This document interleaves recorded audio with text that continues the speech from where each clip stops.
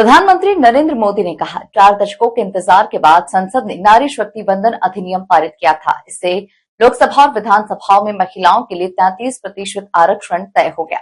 सभी दलों ने आगे आकर इस महत्वपूर्ण कानून को समर्थन दिया।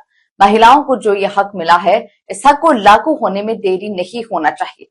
अब ये लागू होना चाहिए। 2029 में लोकसभा के चुनाव होंगे और उसके बाद विधानसभा के चुनाव होंगे।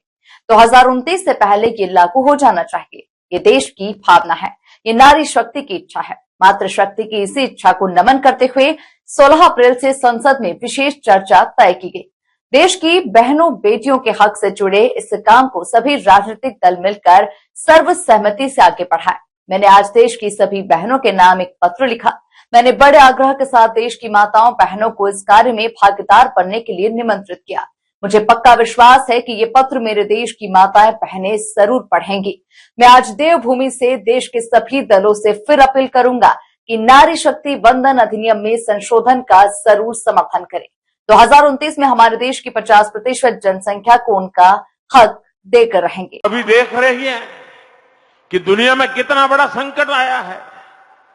इसे दुनिया के विकसित देशों में भी कितना हाहाकार मचा है। ऐसी मुश्किल हालत में भी सरकार का निरंतर प्रयास है कि हमारी बहनों को कम से कम परेशानी हो। साथियों, बहनों बेटियों की भागीदारी का एक और महत्वपूर्ण पड़ाव अब देश के सामने है। 4 दशकों के इंतजार के बाद संसद ने नारी शक्ति वंदन अधिनियम पारित किया था। इससे विधानसभा और लोकसभा में महिलाओं के लिए 33% आरक्षण तय हो गया। सभी दलों ने आगे आकर इस महत्वपूर्ण कानून को समर्थन दिया। अब महिलाओं को ये जो हक मिला है ना, इस हक को लागू करने में देर नहीं होनी चाहिए। अब ये लागू होना चाहिए। अब जो 2029 में लोकसभा के चुनाव होंगे और तब से लेकर के आगे विधानसभा के भी चुनाव आते रहेंगे, जो भी चुनाव आते रहेंगे 2029 से ही ये लागू हो जाना चाहिए। ये देश की भावना है, ये देश की हर बहन बेटी की इच्छा है। मातृशक्ति की इसी इच्छा को नमन करते हुए 16 अप्रैल से संसद में विशेष चर्चा तय की गई है। देश की बहनों बेटियों के हक से जुड़े इस काम को सभी राजनीतिक दल मिलकर के सर्वसम्मति से आगे बढ़ाएं, उसको पूरा करें।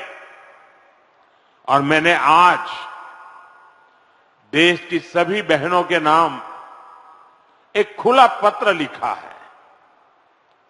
सोशल मीडिया में शायद ये मेरा पत्र आप तक पहुंचा होगा।